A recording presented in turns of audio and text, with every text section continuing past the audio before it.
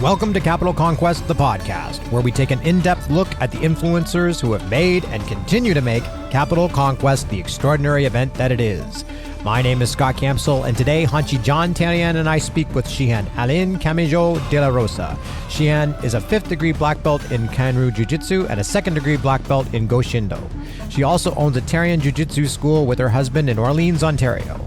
We are absolutely thrilled to have had this wonderful opportunity to speak with a strong warrior and wonderful person like Shihan Aline Camejo-DeLaRosa.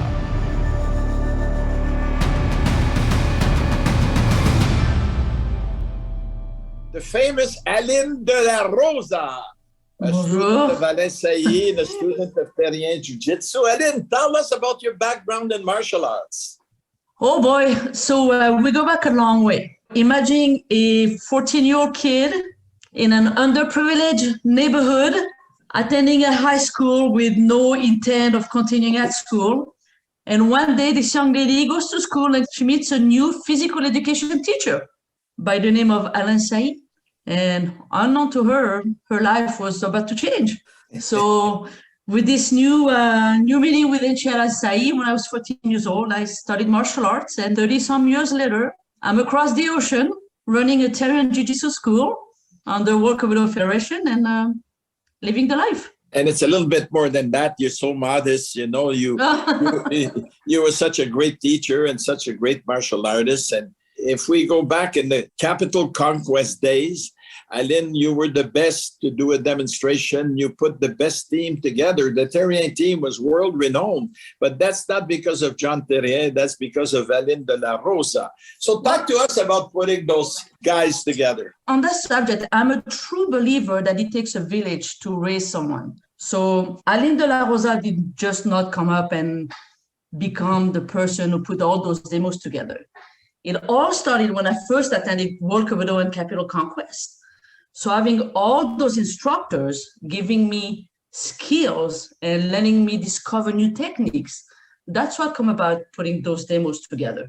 So I was able to take some Goshindo techniques from Hanshi and then some Jiu-Jitsu from Hanshi Thierien and karate from Hanshi Bukowski and so on, and develop my own style and open up my mind to what true martial arts is, and evolve in putting techniques together, and then the music, and really what I like, you know, putting a story together. And I believe that's my martial arts story. It's what I left on the mat through those demos. You know, you bring back some memories when I hear you speak about those days. You people trained so hard to be on stage. And one time we had the best 11 countries on stage at Kubudo Mania.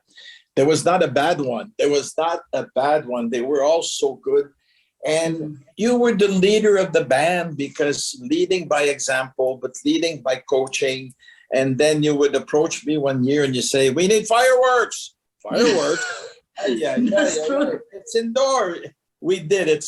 But I appreciate you telling me that I was the leader. But in order to become a leader, you have to have been in another position before. You don't become a leader just like this. So I had to follow steps. And like I mentioned, Alain Saïd, John Thierien, Thierry Bukowski, Jean-Yves Thériault are the people who really opened the doors, opened my mind, and give me opportunities to become that leader. We just don't become a leader. It's work, and it's because people give us opportunities. Well, Capital Conquest, I've heard these stories now from so many people on podcasts and so many seminars I do all over.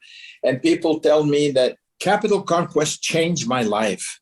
I met people that I'm still friends with after 25 years. I've learned so much in martial arts. It's unbelievable. I've discovered that I was better at doing that than this, you know? Right. So tell us a little bit about the training that you saw at Capital Conquest. Right. Well, for me, it taught me in two different worlds. Capital Conquest taught me on the mat, but also out of the mat. And what I mean by that is, let's say we take a front kick, you know, keep your balance, raise your knee up, extend your foot, etc., etc.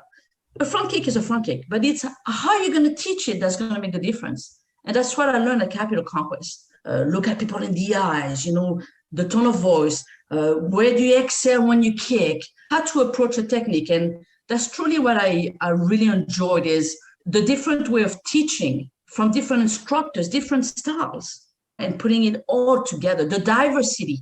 It's truly what I enjoy. You're the first female we've had so far as a guest on the podcast. Thank you. Is there anything where you can see as a woman how martial arts has changed over the years? So we're talking 30 years of Capital Conquest. Is there anything over the last amount of time that you've been involved that where you can say this is where females have really made an impact?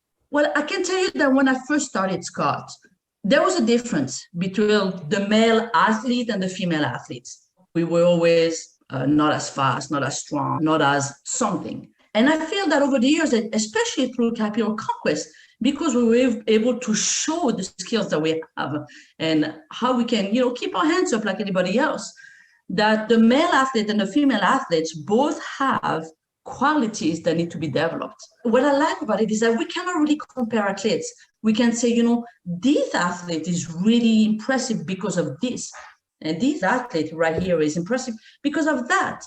So Capital Conquest allowed me to show what I could do as a woman, but mainly as a martial artist. And, once we put the gi on, we all look the same. I might have long hair, but I'm a martial artist. And I think that's what's important. And that's what Capital Conquest allowed me to do, present myself first as a woman, but mainly as a martial artist. Are there any women that stand out with, though? You mentioned Hanshi Burkowski, Hanshi Sayi. Are there any women instructors where you can say they're an inspiration? The top of the top, Marion Manzo.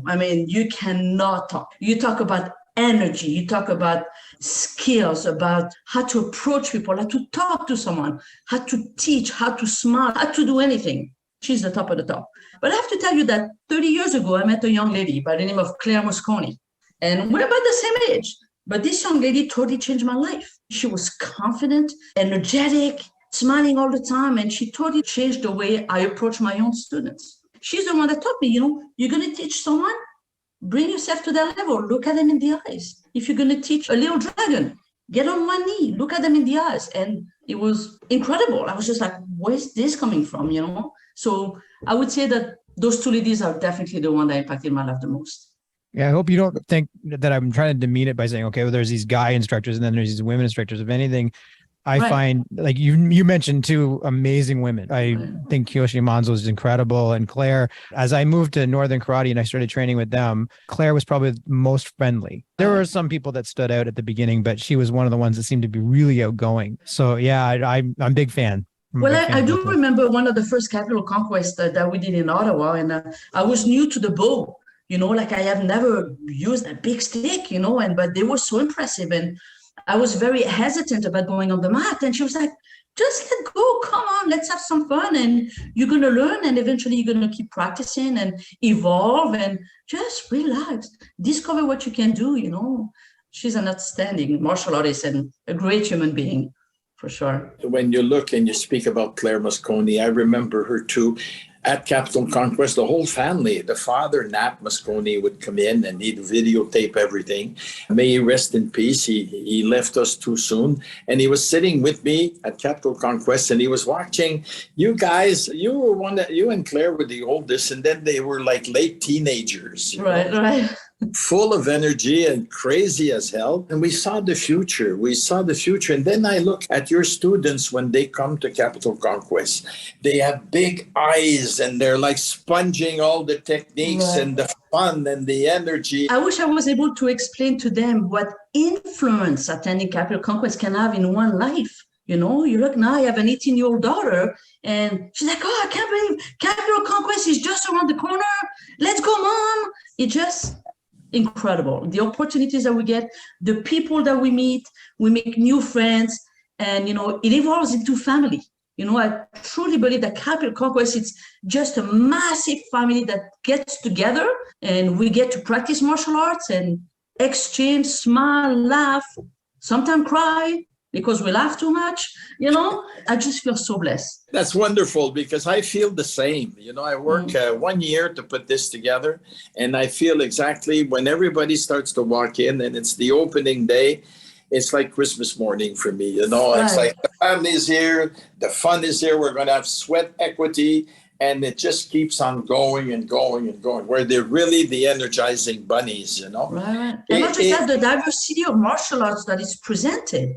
If you want to try something, you're able to without being judged or without fear of not fitting. It's an incredible opportunity to try different things, different styles, different approaches. And Aline, we've seen people that did not have the top talent get better at Capital Conquest. And because they would come back to the dojo the week after Capital Conquest, and I tell the students, you have to teach one new technique that you've learned at Capital Conquest. And some of the people that were not coordinated as good as the other ones, that had to train harder than the other ones, also succeeded. And one student one time came to me and said, now I understand what you meant about doing that, because somebody else explained it a little bit different. Right, exactly. Yeah. Exactly. When I was mentioning earlier on about the front kick, you look at Jean-Yves Thierien throwing a front kick and you're like, oh, wow, that looks easy, but it's not that easy. They give you the tools and they tell you, this is when you excel. This is when you turn your foot. This is, the timing. And it's through seminars like this that you can actually get the details that is going to make you much better. We were asking instructors what they would give as far as a tip for a beginner. So a person who's never been to Capital Conquest. We've had a couple of years now of a pandemic. And so obviously there's going to be a new crowd coming in as well as an experienced crowd. But what would you tell a beginner, a person who'd never been there before? What's your biggest tip? I'm going to tell you what I did the first year I arrived. I had a piece of paper and a pen. And everything the teacher would say right after class, I would write it down. But now we have emails, we have telephones, we have Zoom. I don't see any issue with asking the teacher, how can we communicate? How can I get in contact with you in order to, I forgot that detail about the technique. Now that we have all those social media and we can exchange, it's a great platform to exchange our ideas or worries or details and so on like that. So, I would make contact with people. Don't be afraid to go ask a question. Even if the gentleman has a red belt around his waist, go with a smile. I know you're shaking, but still go. Introduce yourself. I'm a white belt. I come from Ottawa, Canada, and I have a question. Great meeting you. Thank you. Communicate. That would be my tip. Don't be afraid. We've all been there. We've all been beginners. And eventually we get to the level that we are at. So don't be afraid. Go shake hands. Introduce yourself. Going back at the beginning of Capital Conquest, there was no social media, there was no internet, nothing. And Big Georges Gauvreau, who was a third Dan in Jiu-Jitsu, ranked number 4 in the world in kickboxing, 6'4", 6'5", strong guy, very quiet, but good Jiu-Jitsu guy. And he always had a book. And he would take a class and he would listen to the teacher and write everything in his book. Right. He still has those books. And then he could go back. But now I do a fair amount of seminar and I travel around the world and stuff. And the students now, they come and see me with their telephone and they say, can you record? Can you explain that to me again? Or could you go to? I'm glad you mentioned that because now that's starting to appear a lot.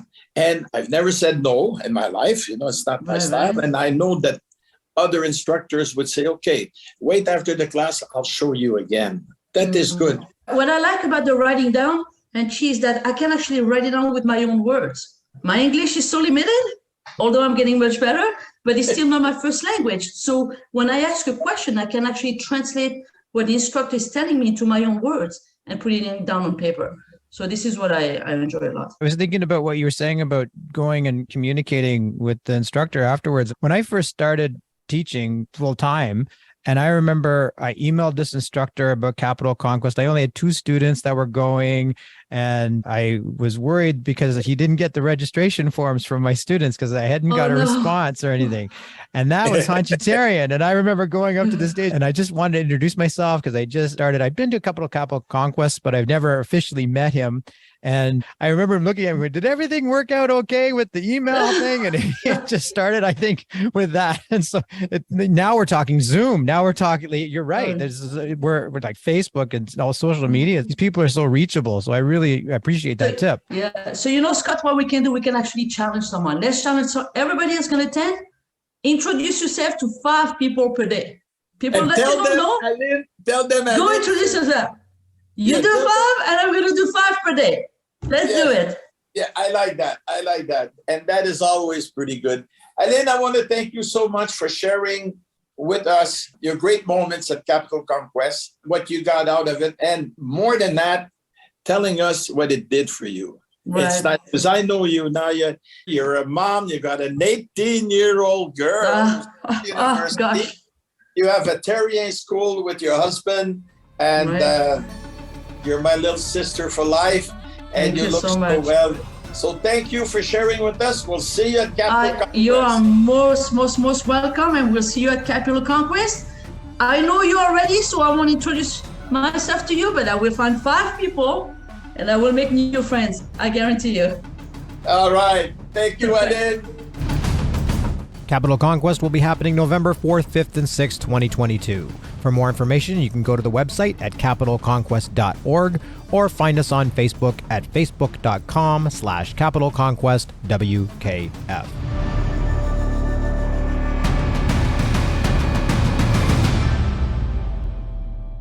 This has been a Campsall Broadcasting production. We're looking forward to meeting new friends at Capital Conquest. Maybe we won't even have to pay them this time.